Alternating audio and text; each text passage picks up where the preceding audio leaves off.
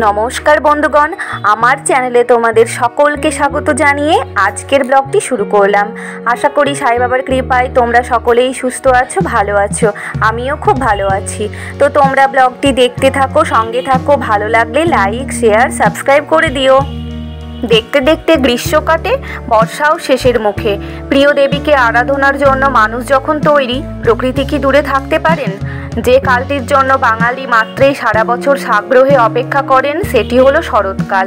আর সামনের আকাশে দৃশ্য দেখেই বোঝা যাচ্ছে শরৎকাল দোরগোড়ায়।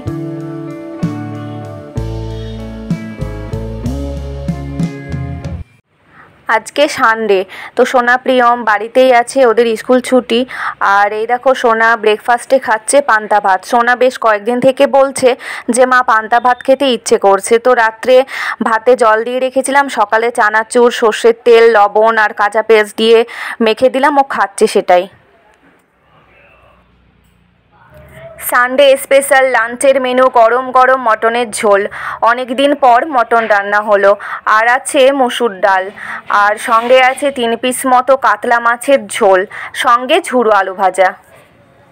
আমার সকাল থেকে যা কাজ ছিল, যাবতীয় কাজ অল ডান। তো লাঞ্চ করতে বসে পড়েছি সবাই মিলে। তো হয়েছে সাদা ভাত, তার সঙ্গে অল্প বাসন্তী পোলাও হয়েছে, আর আছে মেয়োনিজ মিক্স করা স্যালাড।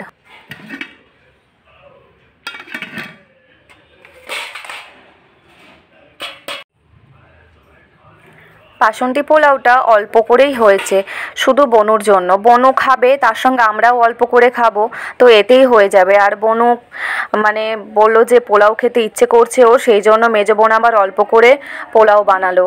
আর এই দেখো, এই যে বললাম না স্যালাডের কথা, এই দেখো মেয়োনিজ মিক্স করা স্যালাড।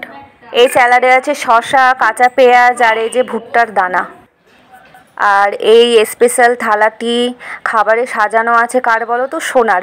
সোনা নিজে নিজেই স্পেশালভাবে খাবারের থালাটি সাজালো। তো বেশি বকবক না করে খেয়ে নি চলো, আর দেখতে থাকো আমার পুরো ব্লগটি। বেশ কয়দিন থেকে মনটা ভালো লাগছে না। दिल मेरा बहुत उदास है। दिल की आसमान पर गम की घटा छाई, आई आई आई उसकी याद आई। বন্ধুগণ বুঝতে পারছো হয়তো একটু একটু, আজ প্রায় 9 মাস 6 দিন হতে চললো ডিয়ার হাজব্যান্ড বাড়ি আসেনি। আজ প্রায় 13 বছর হতে চললো আমাদের বিয়ে হয়েছে।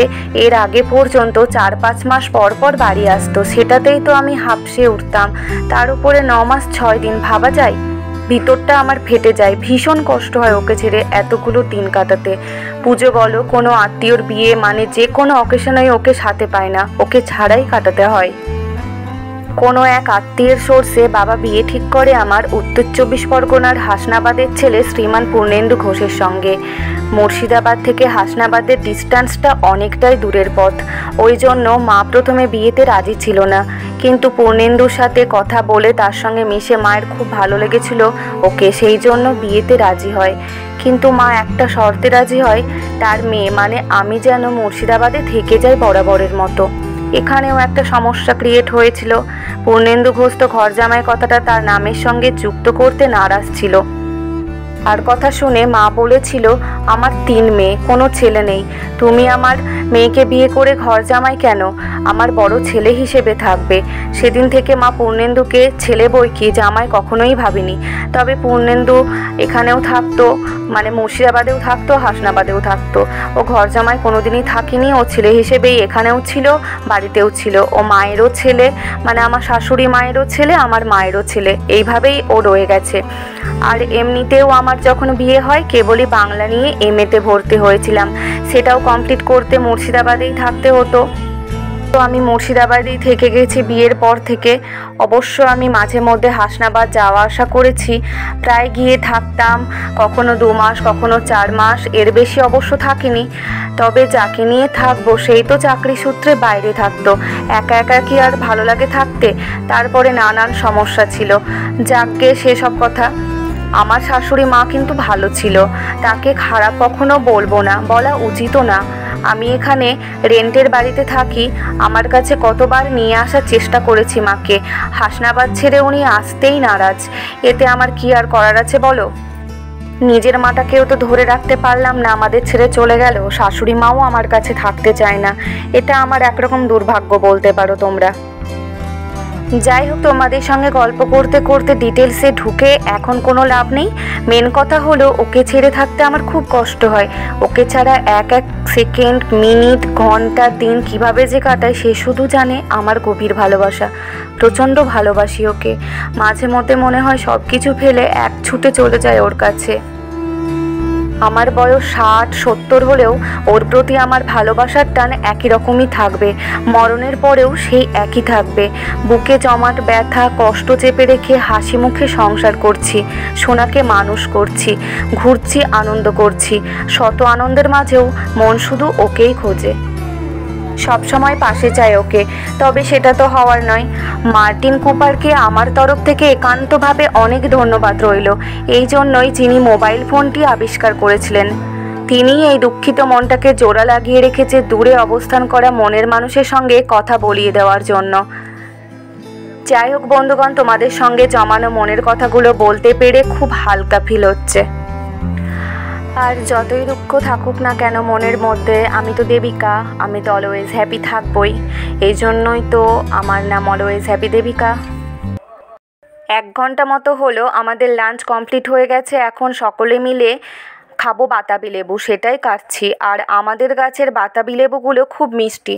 তোমরা তো আমার আগের ভিডিওতে দেখেছো আমাদের বাতাবি লেবুর গাছ আছে 2টো। একটার কালার হচ্ছে, মানে বাতাবি লেবুর ভেতরের একটার কালার হচ্ছে সাদা আর একটা হচ্ছে লাল। তো 2টো বাবা নিয়ে এসেছিলো, একটা কেটে খেয়ে নিয়েছি, সেটা ভিডিও করতে মনে নেই। ওটা ছিল লাল, খুব মিষ্টি ছিল। আর এটার কালার হচ্ছে সাদা। আর ছোটোবেলায় যখন মা কিংবা বাবা বাতাবি লেবু কাটতো, তখন সেই বাতাবি লেবুর মুখের দিকের খোলাটা 2 হাতে নিয়ে আমরা সকলে মিলে করতাল বানিয়ে খেলতাম। তো বাতাবি লেবুর খোলাটা দেখে আমারও ইচ্ছে হলো খেলার।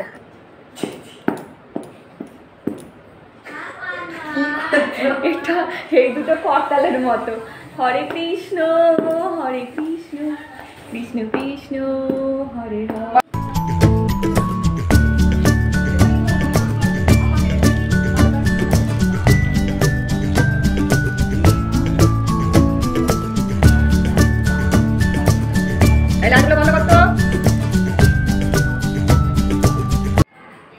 এই দেখো আমার বাতাবি লেবু কাটা ছাড়ানো হয়ে গেছে। আর এই দেখো কালারটা সাদা, কিন্তু খেতে বেশ মিষ্টি। তোমরা চলে আসতে পারো সকলেই বন্ধুগণ আমার বাড়িতে বাতাবি লেবু খাওয়ার জন্য।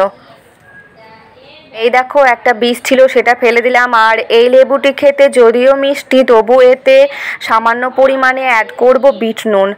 আর বিট নুন দিয়ে মিক্স করে দেব, খেতে দারুণ লাগবে। এখন সন্ধে 6টা মতো বাজে। সোনা বারান্দায় পড়ছে টিউশন স্যারের কাছে, আমি একটু টিভি দেখছি। সিনেমা হচ্ছে হাম দিল দে চুকে সনম। গালে হাত দিয়ে ডিয়ার হাজব্যান্ডকে সিনেমার পর্দায় ইমাজিনেশন করে মনোযোগ সহকারে তাকিয়ে দেখছি। হাম দিল দে চুকে সনম তেরে হো গে হাম তেরে কসম। সো বন্ধুগণ, আজকের ব্লগটি এটুকুই। ভালো লাগলে কমেন্ট করে দিও। তোমরা সকলেই সুস্থ থেকো, নিজেদের শরীরের যত্ন নিও, অলওয়েজ হ্যাপি থেকো।